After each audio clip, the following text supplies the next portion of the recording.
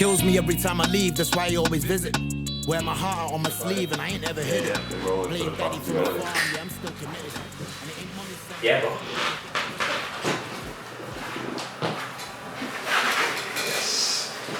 So can you just tell us your name, please? Well, my name is Richie McKenzie. Everybody knows me as Richie. Richie. So how long have you lived in Moss Side? I've lived in Moss Side now for 22 years. Okay. Did you live anywhere else in England, or is that from Jamaica? No, I'm straight from Jamaica. Okay, 22 years. And so what was it like? What was your first impressions of Moss Side when you came here? Well, when I just came to Moss Side, because I'm coming from Jamaica, so it was totally different. So I couldn't really judge it so much when I just come, because it was just a different experience from Jamaica, totally.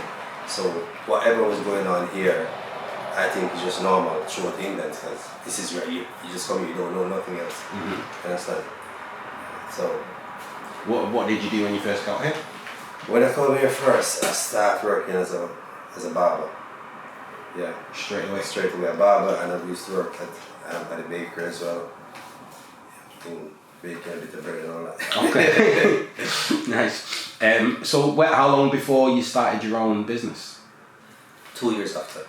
2 years, so you're in England for 2 years and then started your own business? I worked at a few barbershops before that, then I decided to open my own. And where was your first barbershop? My first barbershop was on Great Western Street. That's where I opened my first shop. So what year was that? 2002. 2002? Yeah. Okay, so what was Moss Side like then? Like, was it to own a business? What was it like? Yeah, it's totally different from now. At that time, I tell you, it was really tough at them times. Tough in what way? In ways where there used to be more violence. I mean, people used to be more scared to come to Moss Side. I mean, a lot of people would say, oh, they don't want to come around here because of violence and all that, and afraid to get robbed and all that. You know what I mean? But it was more rougher at that time when I came. So you think it's got better? Much better. Much better. Owning a business in that kind of area, does that bring trouble for yourself personally? Yeah, because it brings trouble because at them times guys used to be looking for guys in the shop. You know what I mean? Have to be looking over their shoulder if somebody's coming for them and all that. You know what I mean? So that's the experience. And then even though I'm not involved, but I can get caught up in it, because if somebody come and look for somebody, I can automatically get shot or get stabbed, or you understand? You know what I mean? So it was rough at them times. You know what I mean? So did you ever end up, because obviously when people come into your shop you end up befriending them, did that ever cause you problems because you ended up befriending maybe somebody who was involved with things? Did you have to try and keep a distance? No, because I'm a type of person like this. I'm friends with people, but I don't get involved. I'm friends with everyone. I don't have enemies. If you want to have me as your enemy, that's up to you, but I don't keep enemies.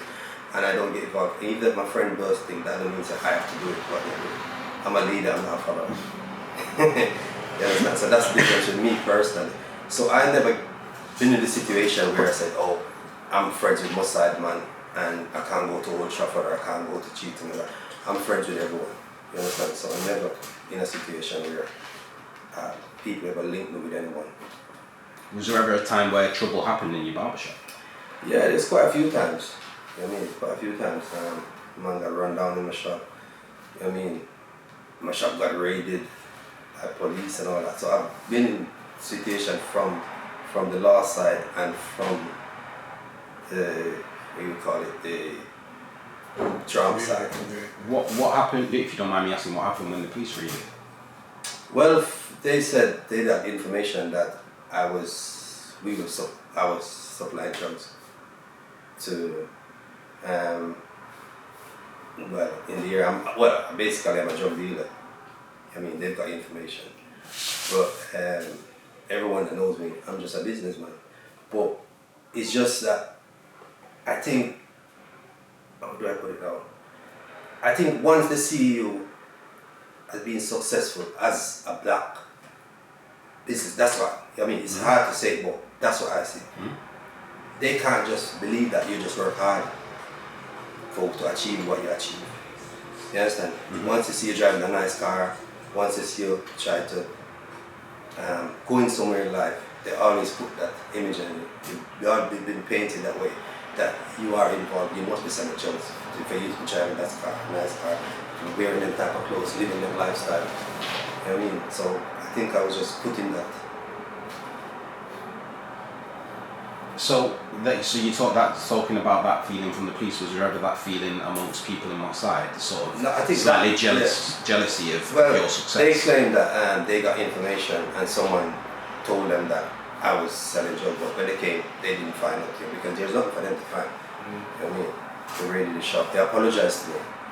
I said they're sorry and whatever. It's just they were going off information. You know what I mean? So. But did you ever find that people in the area were like jealous of your success? Did you ever feel that? Not the police aside. Well, I think different from most people. Humans are humans. You can't decide how people think. You understand? And not because someone think of you as a bad person, that don't mean you are a bad person. You understand? Never ever make someone's opinion become your reality. That's my, you know what I mean? And not because someone's gonna say, oh, they're jealous of me or whatever. Because, funny enough, people that hate me and people that fight against me, I think they're the one that helped to be where I am today. So sometimes I thank them. Yeah, they motivate you. You understand? Because I'm on a journey, and I don't go to my bed at any night and think about what people think about me. I know what I'm on, you know what I mean, and what I'm about. So I don't let them things. When you because obviously your barbershop's really popular in Marseille. So have you ever had a young person come in who may be a regular who you talk to, and have you seen their journey get involved with maybe the negative aspects of Marseille? You see that all the time. You see youths that, because I always talk to them. If you know most of the youths around here, they always got respect for me because I always try to advise them and tell them, you know what I mean. What advice do you give them? I always tell them, you see, so like take for me for example, if you work hard, you can achieve what you want. You understand? And if you take the street, it's only most of the time, 99% of the time, if you go to the street and get involved, only two things can happen. You're gonna die and you're going to prison. You know what I mean? There's probably 1 or 2% chance for you to get rich. You understand? And even if you get rich, you always have to be looking over your shoulder. Because whatever you do in the past, it can come back and affect you in the future. You understand? So I always tell them, say, listen, just be careful of what you do and try. It might be harder to work hard to achieve what you want, but that's the best way.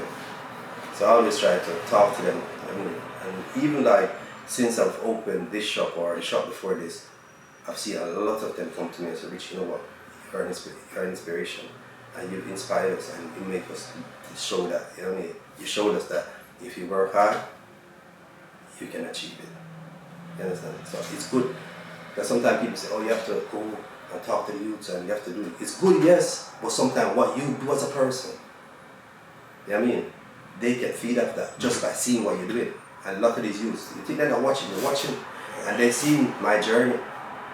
You understand? And enough of them remember from they were kids, babies, like 2, 3-year-old, enough of them big men now.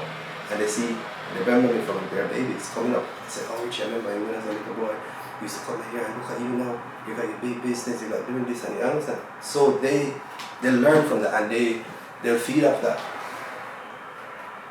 So you saying it's like being better around here now? Like, do you have to do that less now? Do you think like the kind of people you're dealing with now, the young people around here, are they, for want of a better word, better than they were then? Well, I think most of these young people, I think, because I think most of them probably now will learn off the past and see. You're still gonna have one or few that still think that they can go down a certain route to achieve what they want. I think most of them now, they've learned. I mean, After pass, you understand? Go down that path. Yeah, they see that. Yeah, I think most of them choosing the right path now. You understand?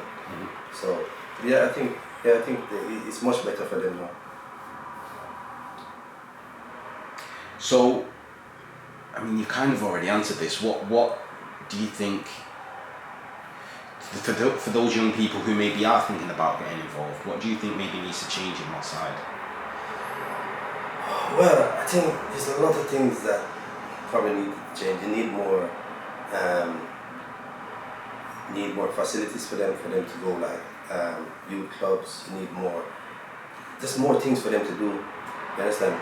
Because if you got something to do, you won't focus on the other side. You understand? If you got things, if you have to get up and say, no, I got football today. After football, I know I got to do this. You know what I mean? So they'll be more focused. Yeah. You understand? Most of the time, they come from school. What is there for them to do? You understand? Oh, let's go and hang out with my friends today. I got nothing to do. You know what I mean? So it's not just from the system, it's also from the parents as well. You understand? Because everybody blames the system. It's not just the system, it's the parents as well. And you have to find time to help to guide the kids. You know what I mean? And get them on the right path. So obviously we've talked about what Maasai's been like for you, but there's obviously a reason why you've stayed. What is that? Why have you chose to run a business in Maasai for so long? What is it the positive things about Maasai? The positive thing is that Maasai have been very supportive to me as a businessman in this community. So I said, my whole journey, I want to keep the Maasai. You understand? So I start there, and if I go through the rough times, not the bad times, I won't say bad. You're gonna go, because in life you're gonna have obstacles in the way. So you have to, if you can fight it, and I fighted it and stayed. So why would I leave now? And if everyone leave Maasai, what's gonna happen to Maasai? Because you wanna open the shop here. People say, why you open this big shop in Maasai? So why wouldn't I open a shop in Maasai? Everyone is open. If I open somewhere, I'm bringing people to other area. I want to bring people to Maasai. You understand? Because I want to be someone that helps to change the area and show the youths that there's opportunities. Because even now, I employ a lot of young youths in the community. Try to give them a chance. If you come here, like on tomorrow, you probably see 3-4 young youths, young teenagers working for me. Because if we don't do it as business people, who's going to do it? You understand? Because it's not just about talking, it's about doing.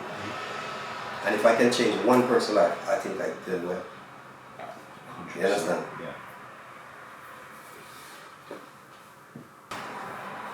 I guess, do you think Maasai's reputation, so people who, from the outside of Maasai, when they hear Maasai, they think a certain thing. Do you think that's representative of Maasai? Do you think our reputation is fair? It's not fair, and the only reason why I say it's not fair is because you actually live in Maasai. If you go to London to certain area and you hear about the area, you probably won't go there. Because the people that live there see it from a different. Because when you go to like London, they're not using Maasai time, they say Gunchester, that's how that's the stigma they give it to. But it's not really, that's what I say. People say, oh Richie, you live in Maasai? I said, why? I said, Maasai, I've never come to Maasai. Yes, I've had the experience. I used to work as the door one time and the guy says, oh, he lives in, I think it's Gatlin. And he says, when he's passing Maasai, even if the light is on red, he's not stopping. I said, why? He said, because he's going to get robbed. He said, because he's just listening to the news. You understand? Not every good news is good news, And not all the time the news is telling the truth. So do you think the media is to blame for that? A lot of the time. A lot of the time. Because even just like a few weeks ago, I said there was an incident. For example, there's blood outside my shop. Yeah. You understand? This is just a little example. We woke up in the morning, the cleaner was coming in, she saw the blood out there, there's loads of blood on the floor. My wife, when I phoned the police, and we told them that there was blood outside the shop. Whatever happened while the shop was closed. But yet still, the media have come and they took a big picture of my shop, put it in Manchester Evening News, there's blood and there's The shop's cordoned off and there's a crime scene outside the shop. There was no crime. They make it look like something happened in my shop, and then people phoning me, and everywhere I go to the cash and carry, people phone me, Rich, what happened? Someone go, oh, I heard someone died in your shop. You understand? And those are the things that they do. But if something good have happened in my shop, which if I was doing something like, all right, they've seen the way I've transformed over the years. Have they ever come to me one day and said, Richie, let's do an interview with you and let's show people your journey and how you can change people's life. They're not on that. But something they think is bad that's going to take you down, they'll come. And that's what they did. And they put it in Manchester Evening News. But I just look at it as free publicity. So, yeah, I just have to think positive. Yeah. Because if I start thinking negative, I'm just going to try to go back at them. And it's never going to end. So the media have a lot to do with it. So what are the plans for the future for Richie? What have you got? Me, my journey's got no limit. I just want to know if I die tomorrow, people should read about me and be inspired of what I've done. You know what I mean? And only life I've changed, and I want to be remembered like how you see Bob Marley remembered. That's what I want to be. Doesn't seem like too much to ask. No, you know what? I just want to say, you're an inspiration, man. Thank you for everything you do. Never surface on a face-to-face. Just know your worth and keep it moving on a day-to-day. Don't watch the clowns, it's all a circus and we pay to play. Don't be a pilot on nobody else's paper plane. In case the words never surface on a face-to-face.